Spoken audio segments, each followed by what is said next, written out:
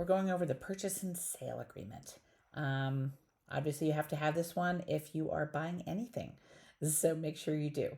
And remember, when you are writing a contract for anybody, you need to have a purchase and sale agreement, a document that states how they're paying for it. So whether it's conventional loan, VA loan, FHA loan, or cash, there's still a document for that. So always remember that. Anyway, of course, you're going to put your offer date in. You're going to put the property address. I'm using the office address here. The MLS number, if there is one. If there isn't one, you can put nothing in there or zeros, which is fine. And then the tax partial ID number. Remember, every partial has an ID number, just like we all have Social Security numbers, just the same. And every county is slightly different. They are just a numerical throughout the state. Every county has slightly different number letter combos.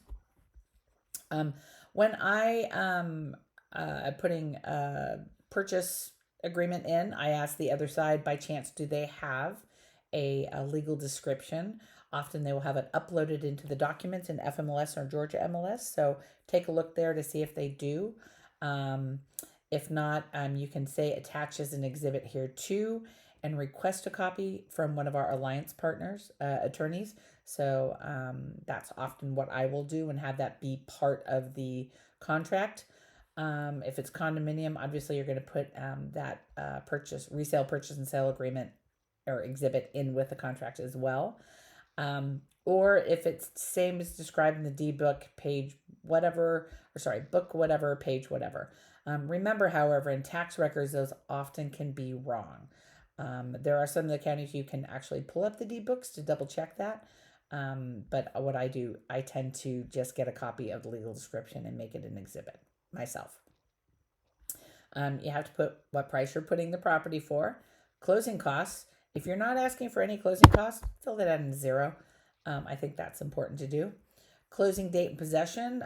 Let's see, I'm doing this here in August. So let's say I'm going to do closing 9/20/2024. So we're trying to do just a little over a 3-week close.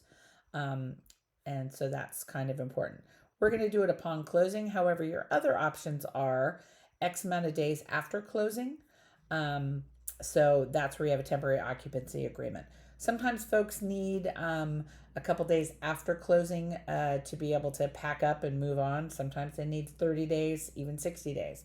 They could be in the process of building a new house, and let's just say new builds are never on schedule.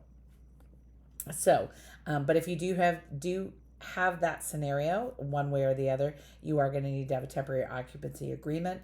In that agreement is where you will stipulate what the price per day is for the sellers to continue to stay in the house.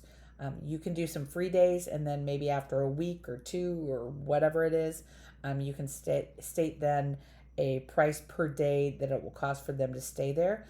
Make it so it's slightly painful, so it doesn't encourage them to stay longer just because. And you'll have that all spelled out before closing. Okay. Okay, where are we here? Closing law firm, and this I'm putting O'Kelly and Sorahan. I will put whichever office's phone number for that. That's kind of newer that we've put that. That just kind of delineates which office it's going to. I'll also sometimes put like O'Kelly and Sorahan, Alpharetta, if I'm going to close up in if I can type, Alpharetta. If I'm going to close with Kern, I'll kind of specify that as well. Holder of earnest money, Keller Williams Realty Consultants. Always put the office, unless there's the listing agent is making it mandatory that you have to do it with their closing attorney or their office. But always put it at the office. Don't just put it with the closing attorney. They don't really want to be responsible for it, and it is easier should you have to have the money returned because you terminated the contract. It is easier to do it with the office, and that's usually the number one option to do it.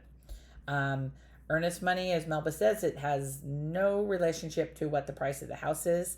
Some people will say 1%. I tend to do a little more than that to show how much interest we have in the property, especially if it's a multiple offer situation on any properties, by all means, let's say the house is 500,000 here. I might say that I'm putting $20,000 down. So they know that, like, I'm serious about this house. My client wants it. They are very serious about this. They're willing to put $20,000 on the line in earnest money to make sure they get the house. So that kind of, that number can speak days. Make sure you fill in how many days from the binding agreement date. Binding agreement, remember, is when all parties sign on both sides. And so typically it's 3 days. Take into consideration when you're putting the offer in, if it is a national holiday, banks are closed, earnest doesn't even work on those days. Make sure you think about that. If your client's going to wire the funds, again, if it's Friday after Thanksgiving, or Wednesday before Thanksgiving, and you go under contract and the banks are closed, that's going to be hard for your buyer to be able to wire that money. So they can always do a personal check, so that works too. We no longer have what form or method of payment on here as an option, so that's great, at least. Due diligence period for the property. Typically it's anywhere from 10 to 14 days. Again, if it's a competitive situation, you're going to put less time there. Shall pay seller directly option money. I don't typically do option money, so most contracts you aren't going to have that, so just ignore that situation. Lead-based paint. Was the house built prior to 1978 or not? I'm going to put this one as not being built prior to 1978. The buyer's broker is Keller Williams Realty. For whatever reason, autofilled that. The seller's broker is, let's just put ABC Company. I'm representing my buyer as a client. They are representing their seller as a client. Now, if you're ever doing dual agency, remember, you're then going to, and let's say you're writing a contract for the buyer that came in from open house that you got a buyer brokerage agreement for, of course, but you're going to represent them as a customer, not a client. Okay, so as the seller's broker, you're going to be representing as a client, but as the buyer's broker, you're going to represent as a customer only. Material relationship with any parties in the transaction.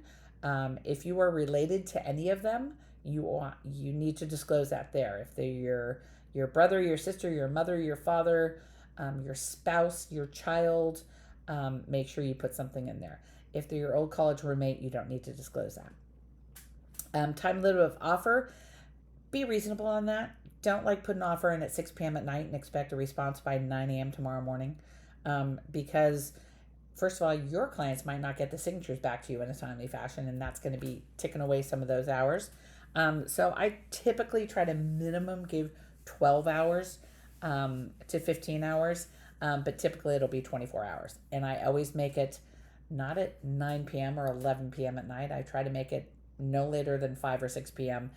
During the day, because I don't want to wait up that late finding out if they're going to send the contract over to us or not. Be kind to yourselves, be kind to your buyers. The buyers, when you send it over to them, the buyers will initial here, and the sellers will initial once they accept your offer. A bunch of legalese that you have no choice in the matter. But then here are the exhibits. Here are, these all auto check. Sorry about that. In this case, we're going to say that I have to negotiate my compensation as the buyer's agent, because they did not have a pre-showing agreement. So I'm going to mark that as, and I might actually put that as A. I often put the how I'm paying for it as A, but in this case I'm going to do that as A, so it's the first one they see. This is not a condo, we're going to say. There is going to be a community association though here. I'll make that one B. Let's see here. We're going to pay for it by a conventional loan. We're going to make that one C. And whatever ones of these, legal description. Remember how I said that I like to have the legal description? I'm going to have that as D. My clients aren't selling their house, so we're good. And we're not doing a VA loan. Seller's property disclosure. And we're going to make that, what are we at? A, B, C, D, E. We're going to make that E. And any others that you might have, you'll put there. And then if you have any special stipulations, certain ones that you like to have, maybe about a termite bond, maybe about the fact that if there's a holiday, um, this contract will assume that the next business day is going to actually be the day of any of the timeline um, um, deadlines, or that everything is always 5 p.m. or 6 p.m. or 8 p.m., whatever that is. This is where you're going to put it in the special steps section. And then, of course, the buyers are going to sign. You, as a buyer's agent, will sign, and then you'll send all this over to the listing agent, and hopefully they're going to sign, and everyone's going to be happy, and you're going to be under contract. And then usually after, like if I'm the listing agent and I send it over, I will sometimes fill in the binding agreement date, um, just so that the buyer's agent doesn't have to go back and put it in. It just depends. But like find out which side wants to be the one who binds the contract, because that makes it, legally binding. That's why we call it binding the contract. And remember, the clock starts. Binding agreement day is day 0, and any day thereafter, or I should say the next day starts day 1 of due diligence, inspections, financing, or anything. Hope that helps.